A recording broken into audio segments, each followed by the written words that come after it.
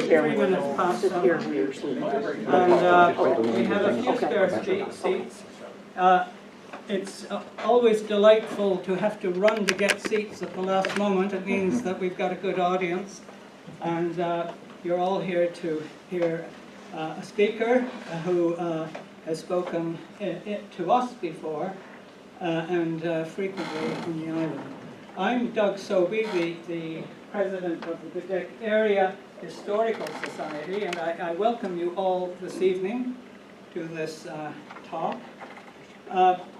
This is the fourth in a series of 6 talks in the Prince Edward Island 150 celebration. The museum applied for funding from the Prince Edward Island Celebration Fund, and that enables us to reward the speakers with a slightly higher gratuity than normal, and also to get some advertising for the talks. The series is concerned, it's 150 years since the island joined Confederation, and the series is largely concerned with aspects of that. Tonight we're going to hear from a person who is a very well-established historian of the Acadian story on the island and in the wider Maritimes. And George will be presenting the Acadian view of Confederation, the historical view. But I want to introduce, to those who don't know him, I want to tell you a bit about him. I've known him many years. He's been a continuous supporter of this museum since it was established as a member, and he's spoken to us in the past at one of our annual meetings. George is an historian and a folklorist, and he comes from Evram Village, which is not very far from here. He went to school in the village and to the regional school, the Evangeline School, and then went on to do a BA in political science from the Université de Moncton and a master's degree in folklore studies from Université Laval. He is the author of numerous books, and I'm just going to list 4 of them. We have some of these here tonight, and they are for sale if you haven't already got them. One of his earliest books, perhaps best known as an historian, was The Island Acadians, 1720 to 1980, which became the definitive story of the Acadian history on the island.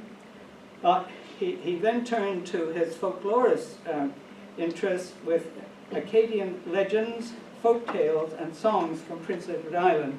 And for many years, he had been collecting songs and recording and preserving songs and stories of the Acadian population. At a very young age, George began to go out and collect, and some of these are in this particular book. More recent book is The Acadians of Summerside, and even more recent than that is the illustrated history of the Acadians on Prince Edward Island, both in French and English.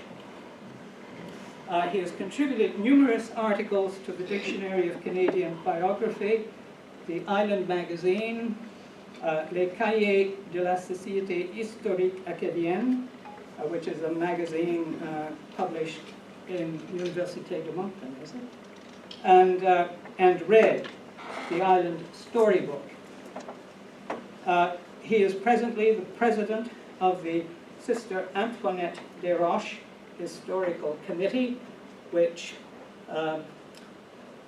contributes to the Acadian Museum in some way, associated with, or I'm not quite sure if I got that wrong. I got that wrong, but it's associated with in some way. For his contributions to the research, conservation, and promotion of the island's Acadian history, culture, and traditions, he has been awarded the Order of Canada and the Order of Prince Edward Island. So we're very pleased that George has agreed to come tonight to present the historical viewpoint of the Acadians' attitude to Confederation in the 1860s and 70s. So please welcome George Arsenault.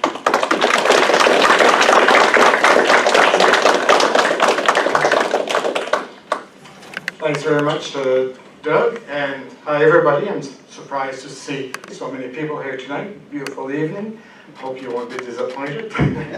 And in fact, what I can say about the Acadians' attitude towards Confederation is very brief, so it could be a 5-minute talk. But I'll start with something which is important also to know about this period, the 1860s and the 1870s. What was the condition or situation of the Acadian community on the island? Well, first of all, I had a little quiz. Look at that picture. It was taken in 1864 in front of Government House in Charlottetown of the delegates to the Charlottetown Conference. There was about 23, 24 delegates, 5 from each of the maritime provinces, and I think it was 8 from Canada, that is Quebec and Ontario. Now my first question, how many Acadians were among the delegates at the Charlottetown Conference? 1. 0. 0. 0. Good. 10 points for you. How many Francophones were among the delegates? At least 0. 2. 0. 2. 3. 5. 4. 8. There was only 2. Oh, who There was Georges Étienne Cartier and Hector Louis Langevin, 2 politicians who were important for a long time in the Canadian government. In 1864, the year of the Charlottetown Conference, how many Acadian MLAs were sitting in the PI legislature? None. 0. 0. You're smart. Yes. None. What was the population of the island in 1861, a few years before? 24. 9,000. 70,000. Did I hear something, 80 something? 80,000. 81,000. And today, in 2023, 176. 176, something like that. Okay. So almost 100,000 more than 150 years ago. And what was the Acadian population on the island in 1861? 2,000. 10,000. 4,000. No. 12,000. 12,000. 25,000. 25,000. 10% of 81,000, approximately. 8,000. So 8,000. We don't know exactly because the census that was done in 1861 was done by the colony of Prince Edward Island, where we're not in the Confederation yet. Well, Canada didn't exist as a federation. But in the 1861 census of Prince Edward Island, they didn't answer or ask the question, what was your ethnic background? And in fact, in the spring of that year, there was a bill that was passed to have the census done. And Stanislaus Perry, who was the Acadian MLA at the time, he asked that a column be added to take account of the number of Acadians or Frenchmen on the island. But so they had to amend the bill. But among those who are opposed to the amendment was one guy, John Hamilton Gray, among them. And he was the premier of the island at the time of the Charlottetown Conference, and he had been in the legislature for a few years. But one thing that he said in the discussion before the bill was voted was there was no use to make distinctions among islanders, for as a people we should aim, quote, to become amalgamated rather than keep up unnecessary distinctions. So we can believe that he was not one that was going to ask that Acadians or Francophones on the island be protected in the new Canada. So this is that was the situation, the attitude of many people at the time who were in power. Of course, they never considered the Mi'kmaq, or there was never talk about preserving the Gaelic language in PEI. You know, the aim was to have everybody the same, speaking English and being good British subjects. The 1860s and 70s is a period in Acadian history, in PEI, but in the Maritimes, which is very important. And we call often in French la Renaissance Acadienne, the Acadian Renaissance, or the Acadian Awakening, le Réveil Acadien.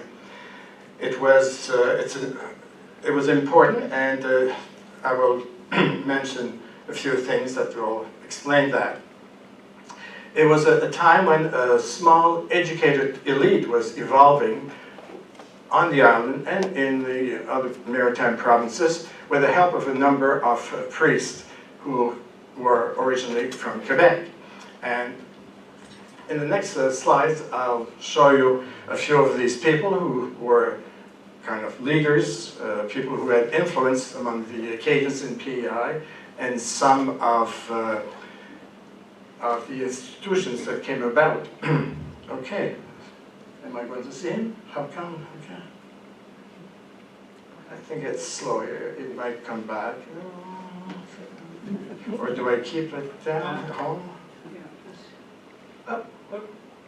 You've got to be Do I- very sensitive. Okay, Nope. stay there. Do you know him? That's Stanislas Perry, the first Acadian elected to the Legislative Assembly. He was from Tignish. He was a Poirier, but like many Poiriers at that time, and for a few generations already, had kind of adopted the anglicized name Perry. Some people think that it's recent that Poiriers became Perrys, but his great-grandfather or grandfather was the first one. Pierre Poirier took the name Perry in the 1770s. I'm a descendant of that Pierre Poirier, and my mother's a Perry, but also Poirier, and on her tombstone we have both names. And her grandfather is buried under Poirier, and one of his sons is buried under Perry. So you know, it was easy to have two versions of your family name. We still do that with first names today, like a Pierre is known as often as a Peter in English, etc. But after the point where the government said, well, you cannot have two surnames. You have to decide if it's Poirier or Perry, if it's Aucoin or Wedge or whatever. So not that long ago, there was some Aucoin in Montcalm, two brothers. One went under the name Wedge and the other one under the name Aucoin. So this is him. 1854, he was elected to the Legislative Assembly. He was a teacher, first of all, and he married an Irish girl who had been born in Ireland, had moved to the Tignish area with her parents. So he had a long career. We'll mention him later on. The other one, and I hope he, okay, nice looking guy, he's an Arsenault. Joseph Octave Arsenault. He was from Abrams Village. He had been a teacher, then he became a businessman, and he was first elected in 1867 to the legislature, had a very long career, never defeated, became a senator at the end of his life. And one of his sons was Aubin Arsenault, the only Acadian to become Premier of Prince Edward Island in 1917. George Arsenault from Charlottetown. Some of you might remember his daughter, Iphigenie Arsenault, who was the commissioner of the Red Cross. So he was born in Abrams Village, and he had influence during his time. And then we had this priest originally from Quebec, Father Georges Antoine Bellecourt, who in 1831 went to work with the natives and the Métis at the Red River Valley in Manitoba and then North Dakota. Did a lot of work there. And then he was sent to Prince Edward Island. They were looking for a francophone priest on the island. The bishop, who was MacDonald, he had become the bishop in 1830, I forget, 1830s, but his residence was in Rustico. So he was very sick, he couldn't really serve, so he asked the Bishop of Quebec, or the Archbishop, if he could send him a Francophone priest, or a bilingual priest maybe, to serve the Acadian parishes. So Father Belcourt was available, and he ended up in Rustico in 1859, and as we'll see later on, he was quite a leader and really contributed a lot to the Acadian community in the 1860s. He was there for about 10 years. And then, oh yeah, so, and one thing he did that you've all heard about, that he was the one who founded the Farmers Bank of Rustico.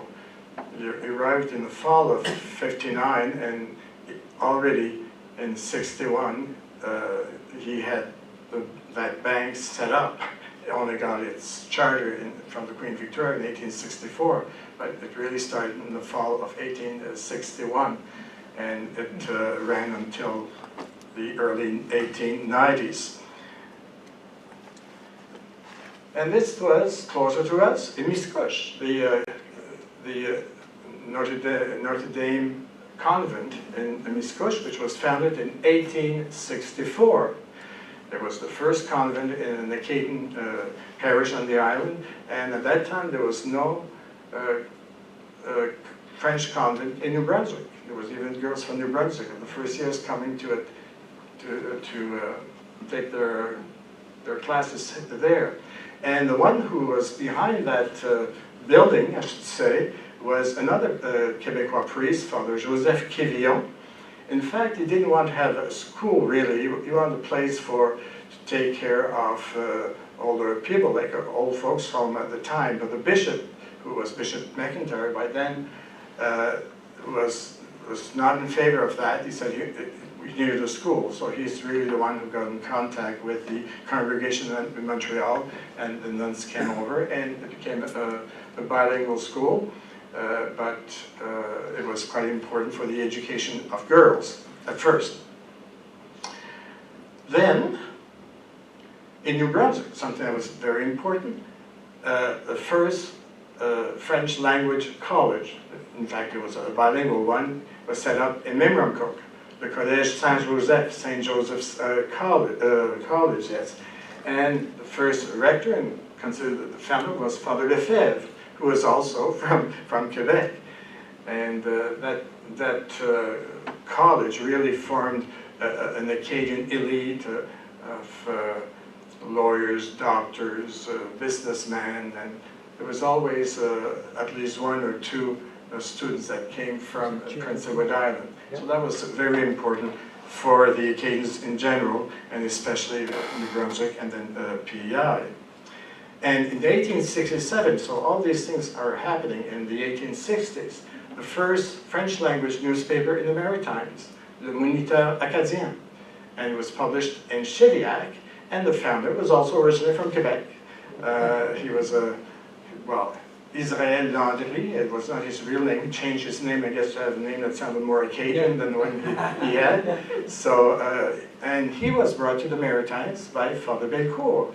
Father Belcourt had set up, or wanted to have what they called at the time in Quebec, l'école modèle, a model school. It was like a high school. He wanted a school to train young men who could become bilingual teachers. So he announced in the papers in the province of Quebec, and this guy, Israel Landry, came. He taught for about 4 years, I believe, and then he had this project of having a French language newspaper in the Maritimes, and he decided to go to set it up in Shediac because the railroad was there, and it was a port, so it was easier for communications than having it in Rustico. In fact, Father Belcourt, who had built what we call today the Farmers Bank, but it was a parish hall, he offered Landry to use the attic, which is half a floor, I guess, to publish his paper, but I thought that was a bit too isolated from New Brunswick. And then, oh yeah, another priest who was originally from Quebec, but before he was ordained here in Charlottetown, is Father Azad Trudel. He came to teach at St. Dunstan's and then pursued his studies there to become a priest and was ordained in Charlottetown, and not long after was sent as the first resident parish priest in Ekman Bay. And then he went to the Madeline Islands for a few years and came to Hope River, and then also served in Palmaroad, so Acadian parishes, or at least partly Acadian parishes, and then moved to northern New Brunswick with other members of his family who had moved to the island, but decided to move to Shippagan area. We know that he was quite a man. He was a musician, of course, and that's his niece who was born in Ekman Bay, that's standing with him. She was a gallant. And so we know that he gave lectures. He was very involved in encouraging the young Acadians to modernize, to become more integrated in the PI community. And we'll talk about what others did about that. And this guy, he was from Ekman Bay and Arsenault. You've heard of Urbanville. Well, Urban Arsenault was his father. He was the youngest of many boys. And he was the first one from Ekman Bay to go to study in Quebec at the Collège de Montréal, ran by the congregation there. And he came home around 1867-68, and he would write letters to newspapers talking about the role or the place that the Acadians should take in the province, and he was quite active. Finally, in the 1880s, he left for Western Canada. He worked for the government, for the homestead, and then eventually died in Saskatchewan. He had married twice, island women, and we found his will. And when he died in 1914 or 15, he owned land in BC, Alberta, Saskatchewan, and Manitoba. So he was not a poor man. So this is the last picture we had. No, it's a family picture. I just took him there. His last trip to PI was in 1913. But when he was a young man in the 60s and 70s, he was one of the Acadian leaders here on the island. What was happening, though, there was these good things that were happening for the Acadian community and Acadian identity on the island. One thing that was not as positive was the problem of French education on the island. Since the 1830s, the Acadians had their little schools, and there were public schools. The government had accepted that a certain number of teachers could have their salary paid by the government. And that was a special class of teachers that were called Acadian teachers.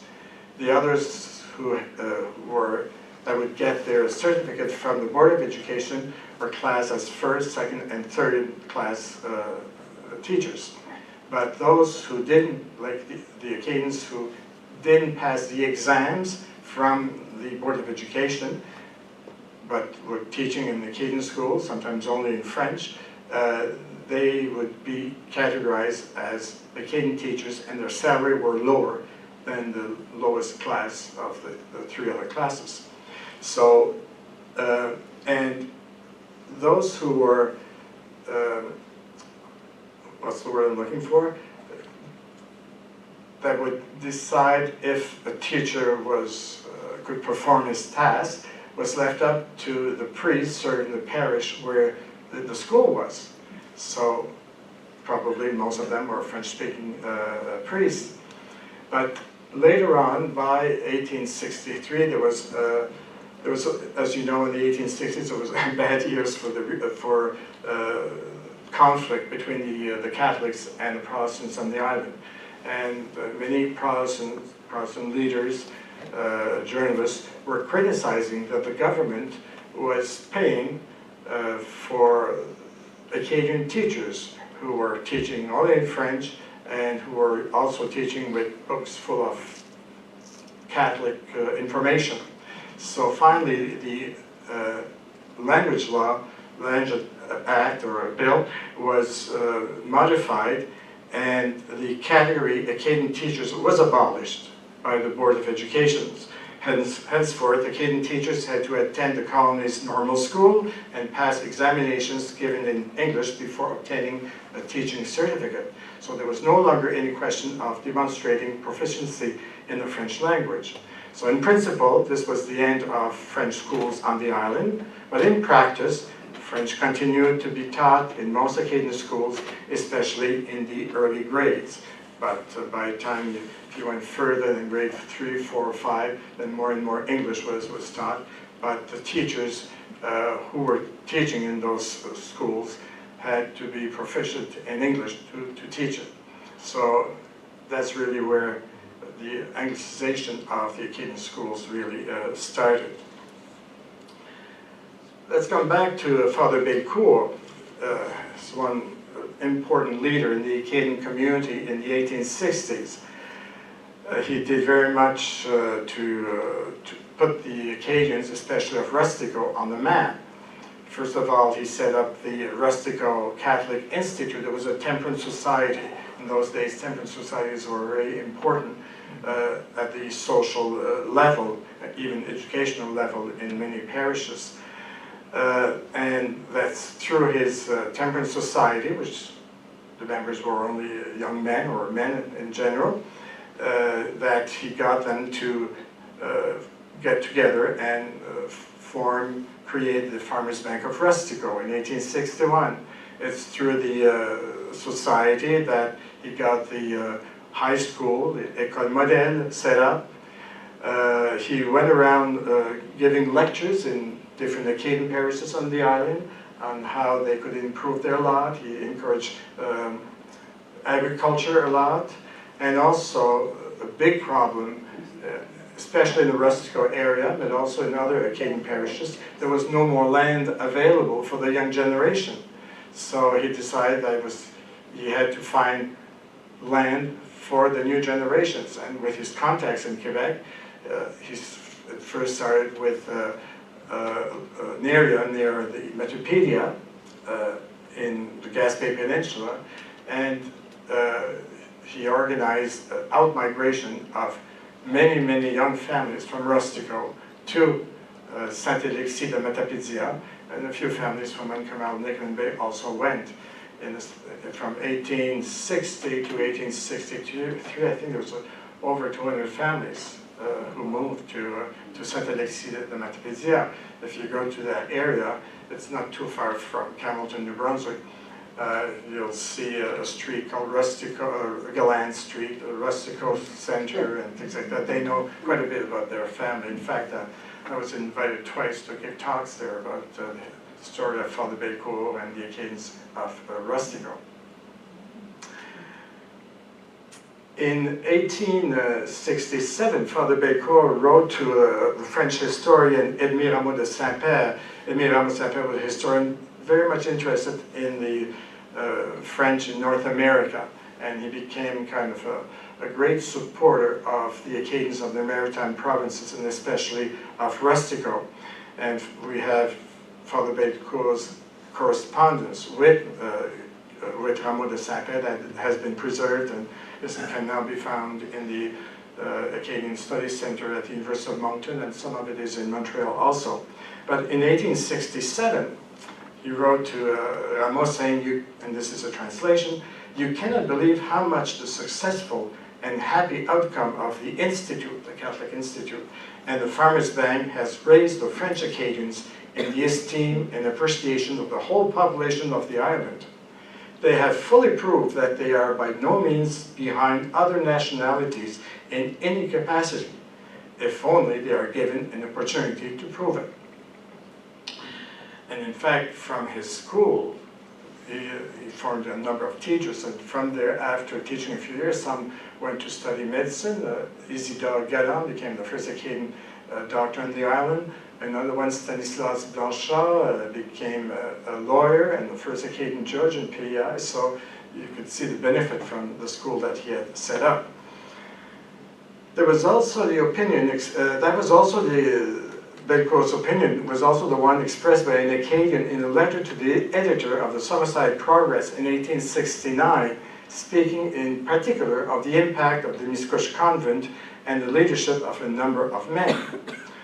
And I quote, "We lived almost ignored from the high sphere of society until lately. But since we have an educational establishment, we seem to inhale a new atmosphere. Our Acadians, heretofore insensible, seem to take an interest in whatever is calculated to improve their welfare. Industry is daily developed. New houses are built. New clubs form for the purpose of procuring help to the needy. We can say that this progress is due in a great measure to the convent and to the few leading men amongst us whose powerful influence goes very far in advancing the well-being of our people." So this is still in the 1860s, at the time that PI was considering Confederation. So Acadians were encouraged to become more involved in public affairs and to enter their professions. A letter written in French by an Acadian from Tignish, I think it was Gilbert Biot, the one who later on founded the first French language newspaper on the island, L'Impartial. This letter was published in 1870 in French in the Summerside Journal. And here's a translation. And he's writing for the men. Women didn't read or didn't have an impact on society at the time. You know what I mean? "I have been considering for some time our position in relation to the other races on the island. And I know that we lag behind in many respects. As the oldest inhabitants of the island, well, right off, the oldest European inhabitants of the island, we do not occupy the position in society that we should. We have to borrow from others almost all our public figures. Most of our legislators and magistrates, all our doctors and lawyers, and even our priests are of a foreign race. And if there are any small positions vacant in Acadian parishes, they are immediately filled by Englishmen." And then he continues. Later on he says, "One of the main reasons we are still behind is the lack of education resulting from the unfair treatment of our forefathers. But sirs, it is now time to rise up." At the same time as this is going on, some English-speaking clergymen were encouraging the Anglicization of the Acadians to bring them out of their isolation on the island so they could better integrate into mainstream society. Like Father Peter McIntyre, who was the Bishop of Tignish, Bishop of Charlottetown, and had been the parish priest in Tignish for many years. It has been said, it was written that he tried to anglicize the Acadians of Tignish. And I think not that he was against those people, but he thought it would be for the better good that they learned to speak English and participate better in the island society. Now, some letters that were published also in the newspaper, and it's quite interesting, was published in 1868. And it was on the front page of the Summerside Progress. Now, if you're aware of newspapers of the time, usually the first page, it was nothing provincial. There was international affairs, there was hotels, things like that. There was ads, a lot of it.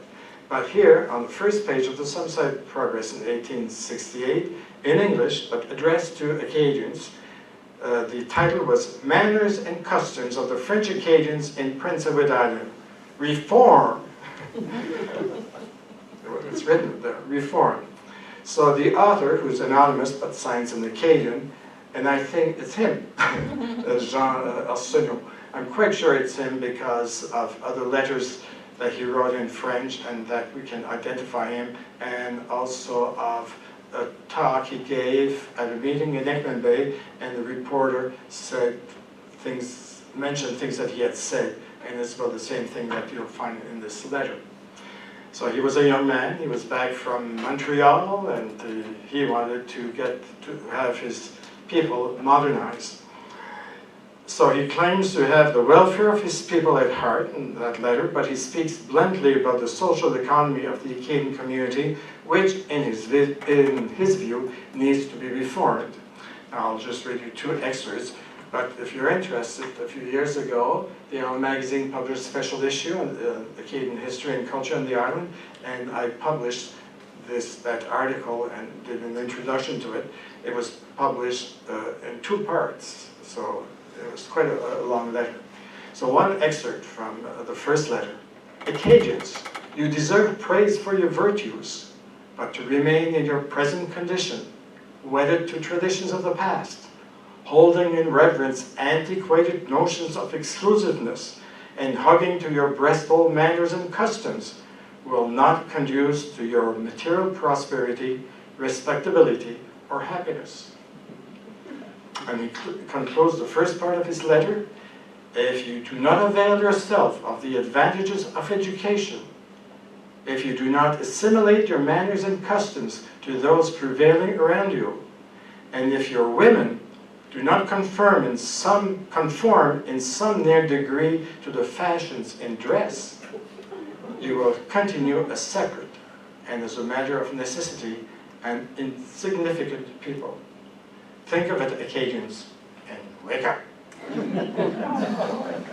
I'll show you a picture of the woman's dress at the time, and you'll understand. So, what was the attitude of the Acadians towards the island's entry into Canadian Confederation?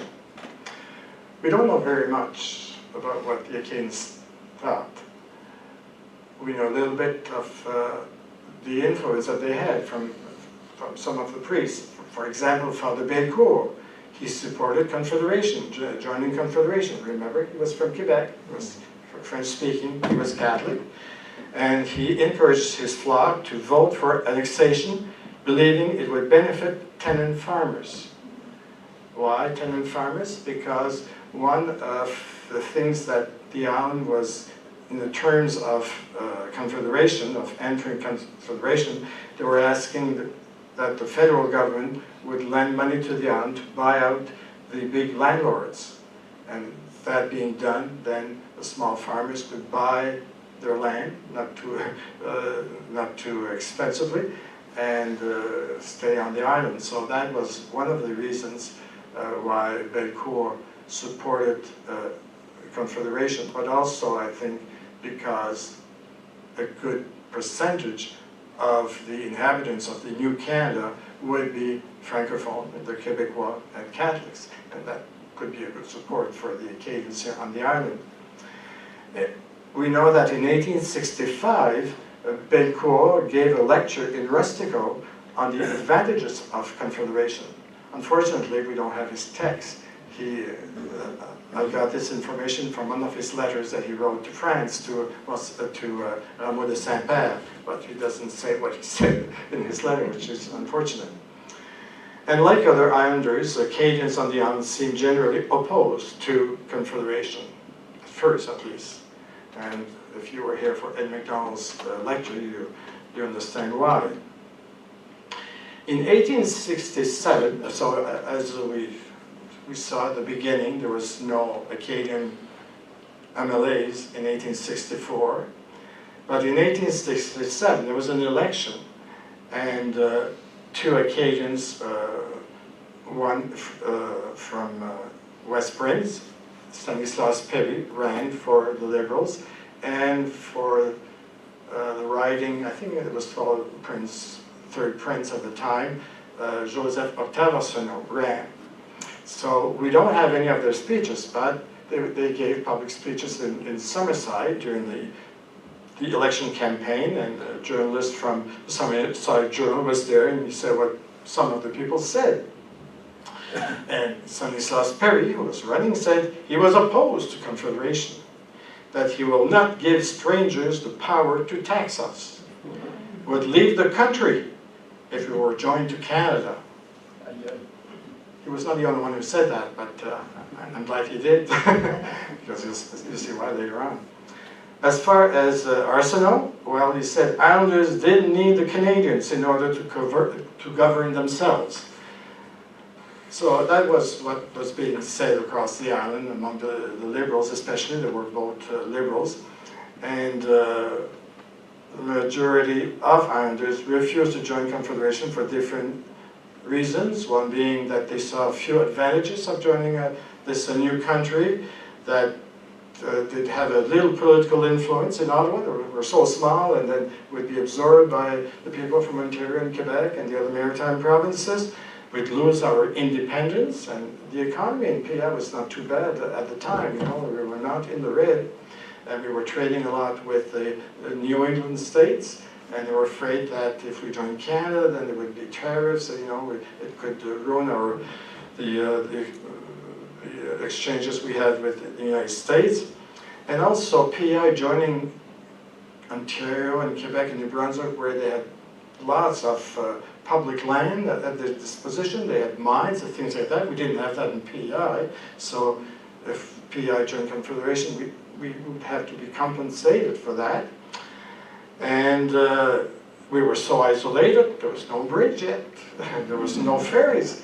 So, you know, we would go probably most of the year. We wouldn't be able to attend the sittings in Ottawa and get in touch with those. No telephones yet. And also, probably the worst, things that scared most people was we would have paying more taxes. So that's not surprising, of course, that we would lose a lot of influence, political influence, but we would pay higher taxes. So, as you know, PI rejected joining Confederation in 1864, and there was lots of pressure by London, the government in London, and from the Governor General in Canada, and the governor on the island, who was doing the spokesman for the government in London. There was lots of pressure for the island to join Confederation, and all the time the island said, "Well, we can't go in under the terms that have been proposed." And at one point, well, we started to say, "Okay, if we can get this and that, maybe we'll consider it." So in 1870, there was another election, and Arsenault was there, of course, and during the campaign, 1870, Arsenault declared that as long as the people had not voted on the terms of annexation, he remained against Confederation. And he also said that he was not opposed to the principle of union. He saw this project as an alliance with a people like ourselves, and not with a foreign country or a despotic government. So you see that probably like a number of politicians are getting warmer to the idea of union, but especially that the island probably needed it.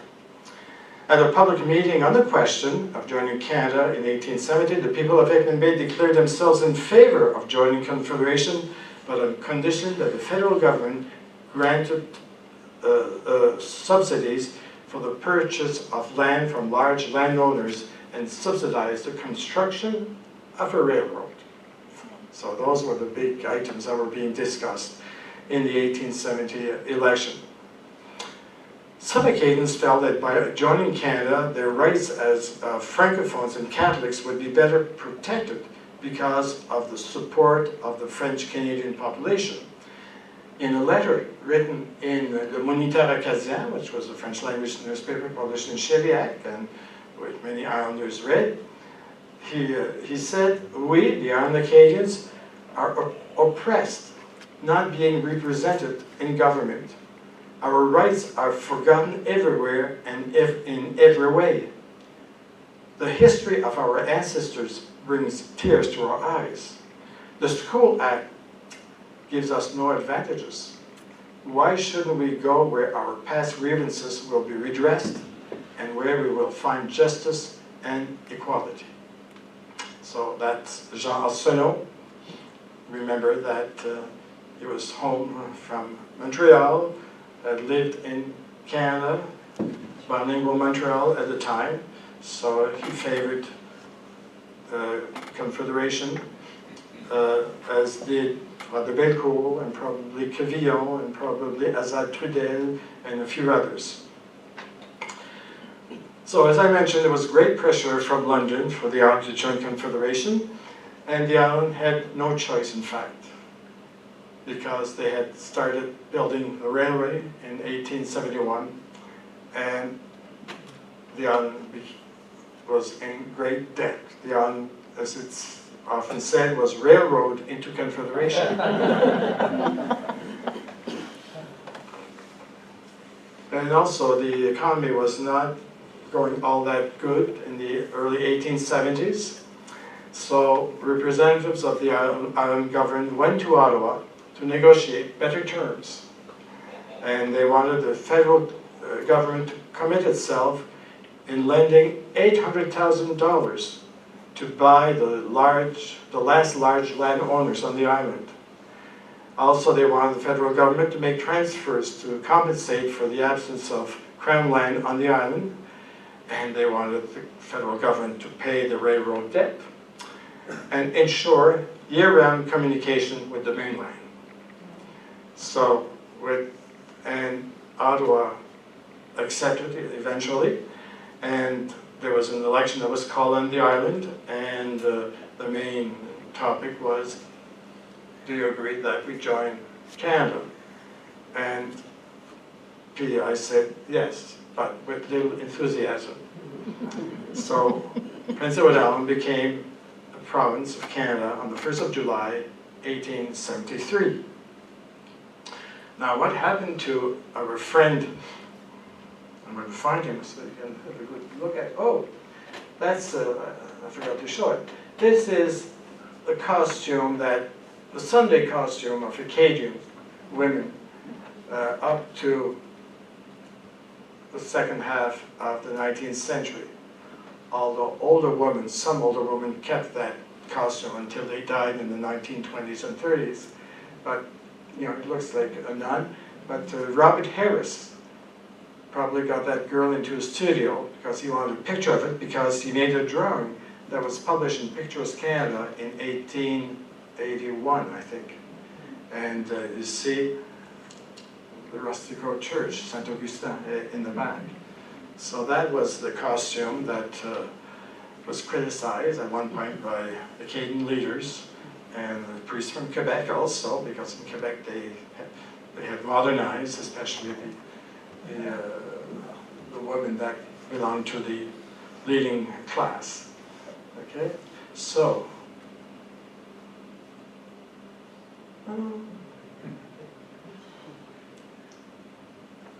you might come, but yeah, Stanislas Perry. Well, Stanislas Perry, he was elected to the House in 1870. He had been defeated in 67. In 1863, he had not presented himself because the Liberal Party asked him not to. They wanted Warburton to run in his district. And so he accepted, but I guess not very happy to do it. So that's why he was not in the legislature in 1864. Then he ran in 67, was defeated, then presented himself again in 1870 and was elected. And in 1870, I think 72, he was named the Speaker of the House, the first Acadian to become the Speaker of the House. And what's interesting, I was told, I was trying to find a document to make sure, that he's the one who had to sign the memorandum to Queen Victoria to ask her to let the island become a Canadian province. Him who had said a few years ago, a few years previous, that he would move to the States if the island joined the Confederation. And also, there was an election in 1873, and he ran for the House of Commons in 73, was defeated. But then there was a general election the following year, 74, and he ran again and was elected to the House of Commons. And he became the first Acadian in Canada to sit in the House of Commons. Now, some people in New Brunswick will say that's not true. The first Acadian was from New Brunswick. In fact, there was Auguste Renault from Bouctouche, who was not an Acadian, who had immigrated as a young man from France to New Brunswick, who got elected to the House of Commons. So the first Francophone from the Maritimes was Auguste Renault, but the first Acadian was Stanislas Perry from Tignish. How about our friend Joseph Octave Arsenault? Well, he remained on the island. He never ran for a position at the Canadian Parliament, but he sat in the legislature from the first time he ran in 1867 until 1895 without being defeated. And in 1895, he was the first Acadian senator from Prince Edward Island. Unfortunately, he only sat for 2 years because he died rather young. But he was the first Acadian senator from the island. He himself had been against Confederation, probably like most other politicians at the time. Now, what did Confederation bring to the Island Acadians? Well, first of all, they, of course, everything that was good, they benefited from it with the better transportation, communication with the mainland, but especially that the island got this big loan from the federal government to buy out the big landlords, and because of that, some families from Rustico who were looking for farms were able to buy land around in Kings County, around St. Charles, which they called Nouvelle Acadie, New Acadia. So if you go in that area, you'll see Nicolans and other names that are quite popular in the Rustico area. And also, and I haven't studied that, but probably also it helped families from Rustico to move to the Bloomfield area, Duvar and Piesville, where many families from Rustico settled. For instance, we've heard of Professor Henri Blanchard, who taught at Prince of Wales for many years, Acadian historian. He was born in Rustico, but his family moved to Duvar when he was a baby, I think, and his father was an elected member of the Legislative Assembly of the island for a number of years. As far as Confederation helping the Acadians with Catholic schools and the French language on the island, it didn't help, because education was a provincial jurisdiction, so federal government at that time couldn't impose Catholic schools like they did in the province of Quebec, where that was one of the things that the education would be provincial, and in Quebec they would have their Protestant schools and the Catholic schools. But here on the island, that never happened. And Manitoba, the Francophones lost a lot also after they joined Confederation. They lost the rights to the government to have their own schools. Maybe the biggest advantage came like 100 years after PEI joined Confederation in the 1960s with the Official Language Act of 1969 during the Trudeau years, and it started with Pearson also, because with that act and all the federal government implemented programs designed to develop bilingualism in Canada, that certainly helped us here on the island with the Acadian institutions helping to promote Acadian identity, the French language, the immersion schools. All of that came after that act was adopted by the Canadian Parliament. And later on in 1962, with the Canadian Charter of Rights and Freedoms, that also helped minorities across Canada, especially French minorities, to have their own school and to be able to govern or be in charge of their own schools. And if we have 6 French schools on the island today, it's because of the Charter of Rights and also of the Official Language Act of 1969. So maybe it took a long time for PI's joining Confederation really had an impact as far as language was concerned and French culture. It did happen a bit late, but PI had lost most of its francophones by that time. They're still there, still some of them, or a lot of them, I guess, but if about a quarter of Islanders say that they have some French background, maybe a grandmother or grandfather or both parents, only about 4 or 5% still have French as a first language. And it seems to be going down with each census.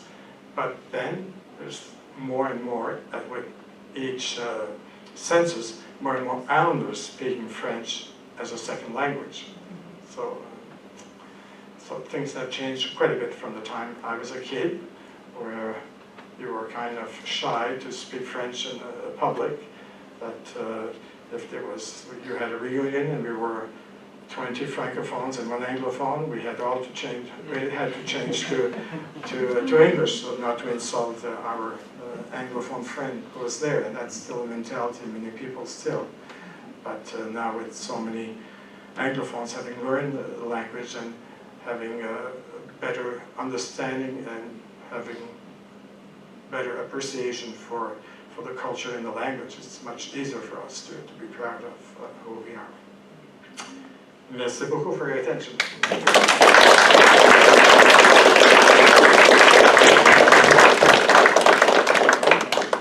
George, will you take questions from the Sure. floor? If I can answer them, I'll be happy. Yes? Yes, I'm an Acadian. I was raised in Ontario and I had to survive with my French.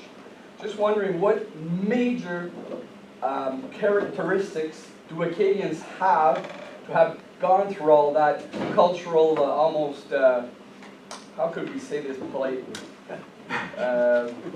Anyways, an attack on our culture.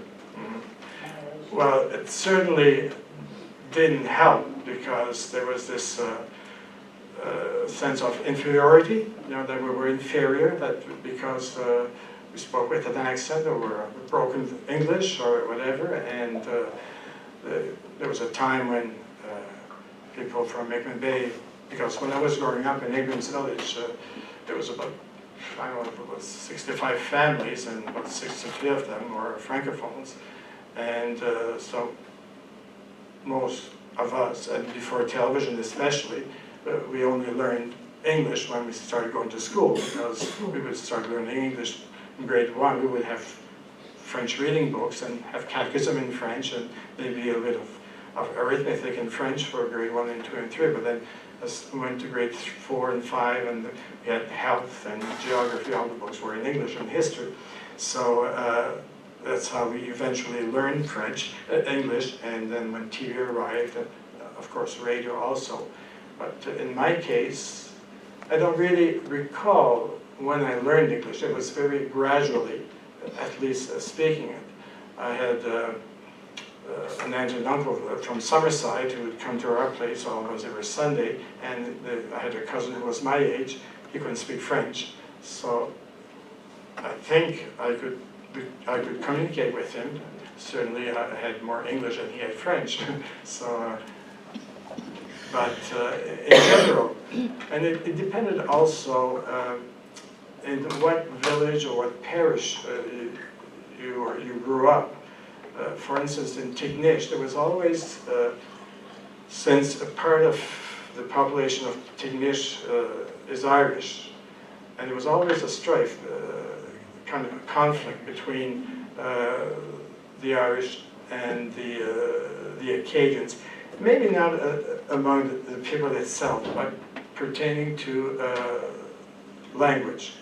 And in Tignish, even if the majority of the parishioners, or maybe 65% maybe were Acadian and francophones, from the 1830s, the parish priest was an Anglophone. Well, they had the Scottish and they had the Irish, and some of them were really anti-French, and they would try to have the parishioners learn English, speak English, and didn't encourage the teaching of French. In fact, and also with the bishop, one of the bishops on the island, he probably had a word to say with the congregation, the religious congregation in Tignish, a beautiful convent with the Sisters of Notre Dame. And it was a bilingual convent, but at one point, most of the teachers were Anglophone nuns. And some had to fight, you know, to keep a bit of French in that convent.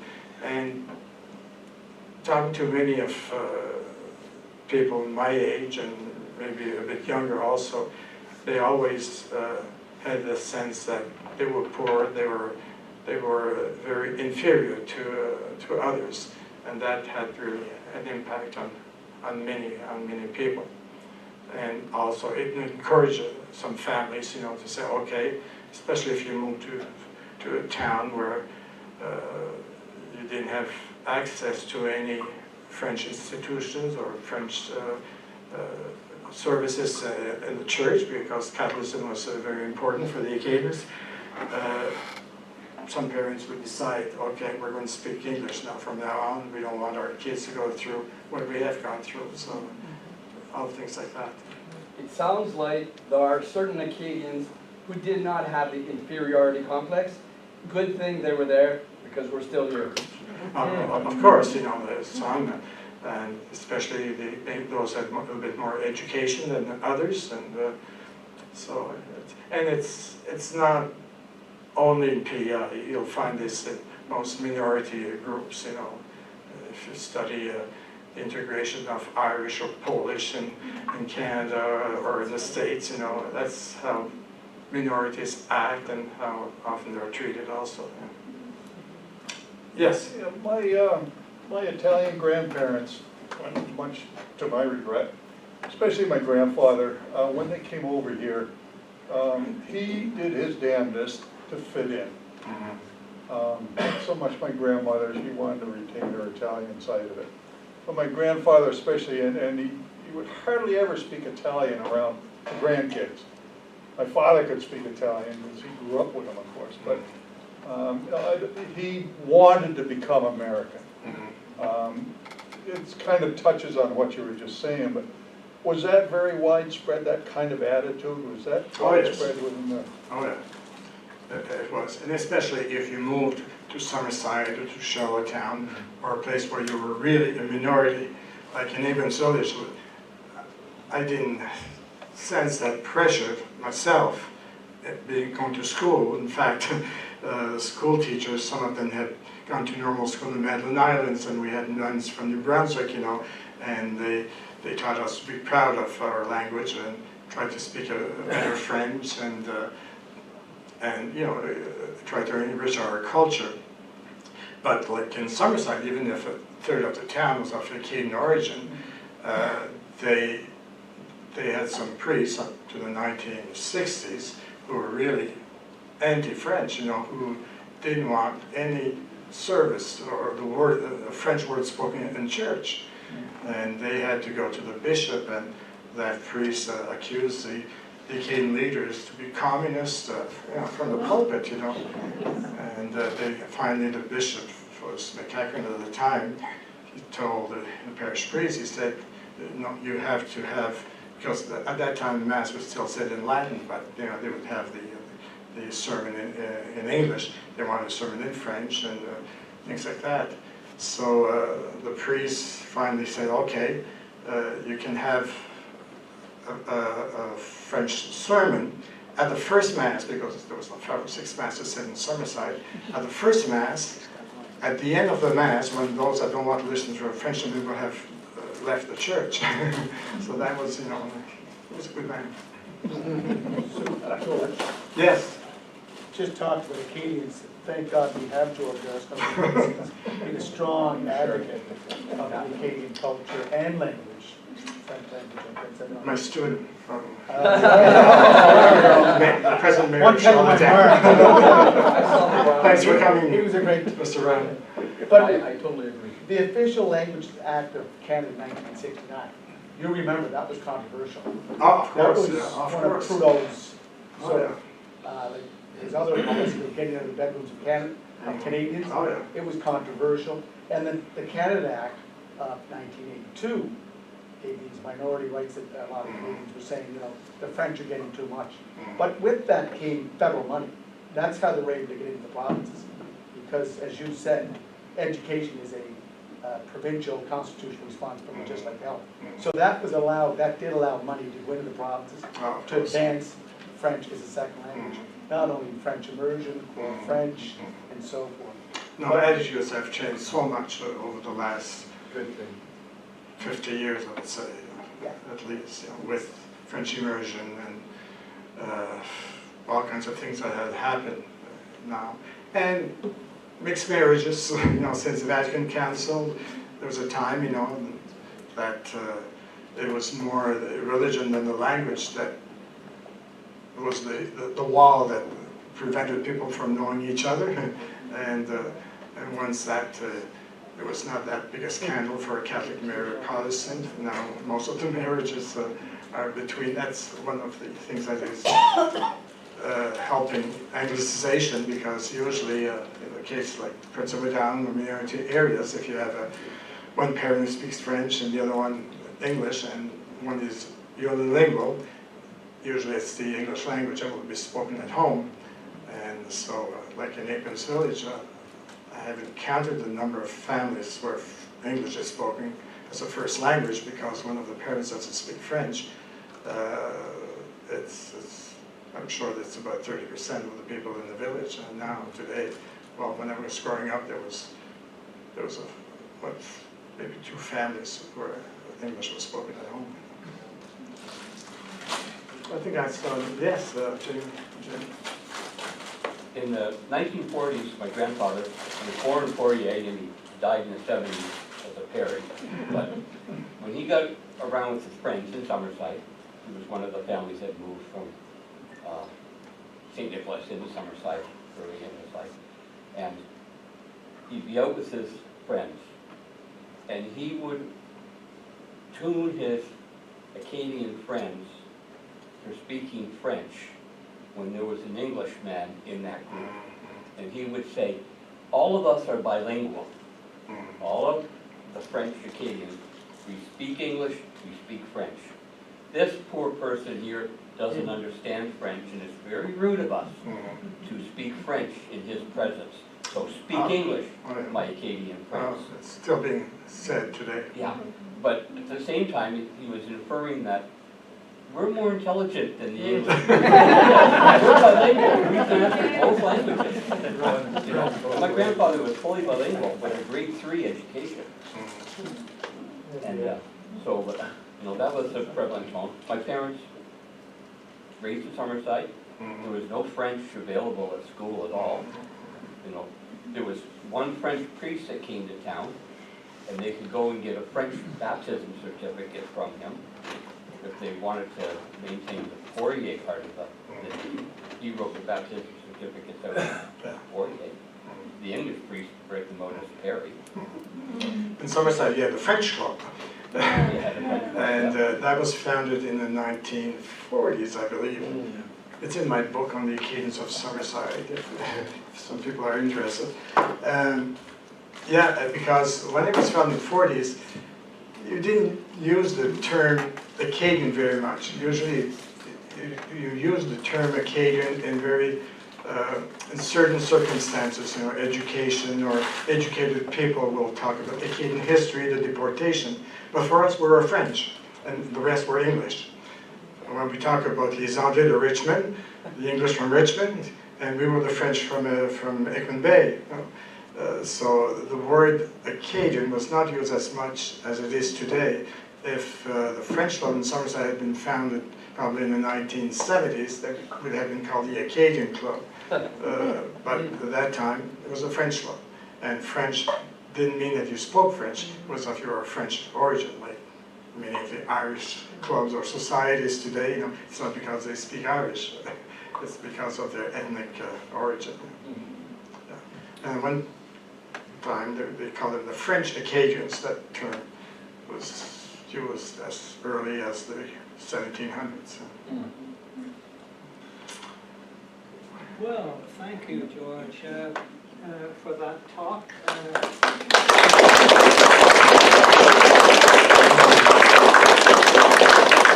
Appreciation to give you this small token. Thanks very much. I'll buy a book. George's books are here, several of them, and he will probably look after them. Also, if you want to ask questions individually to him.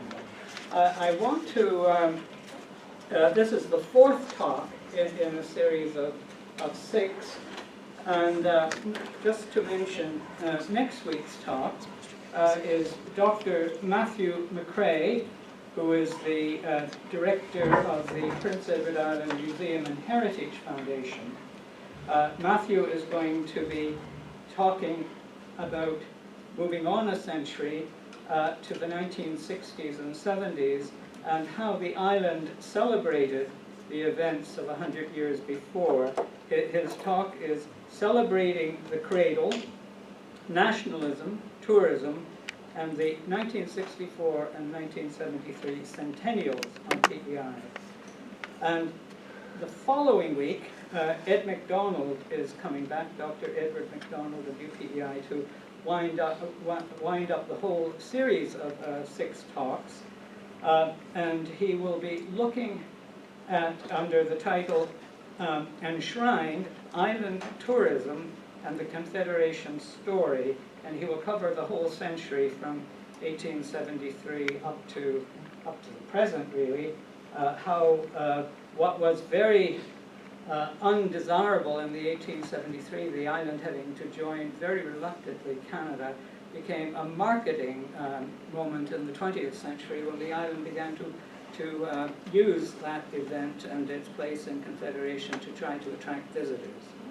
So both of those talks will be looking at the after effects of Confederation, and both men are very well-established historians and will, I'm sure, present interesting talks. Just to mention other business, we are having this summer, and we've had it in previous summers, a seafood raffle. You see the poster over on the side. And we're selling raffle tickets as a fundraising event for the Bedeck Area Museum. $5 for 1 ticket, and 10 for 3. Increase your chances just with an extra $5. And even if you don't win, your money is going to a good cause. And we all know that raffles serve a good cause. And we enter without the expectation of winning, but 3 people have got to win. There are 3 prizes: $250 of lobster or other seafood. It's a gift voucher.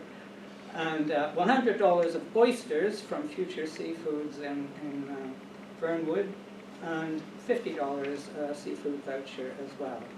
We have memberships in the Bedeck Area Museum, $20 per person, $25 for a household or family, and that enables you also to support the museum and also to receive our newsletters and all announcements and free access to the museum at any time during the summer when it's open.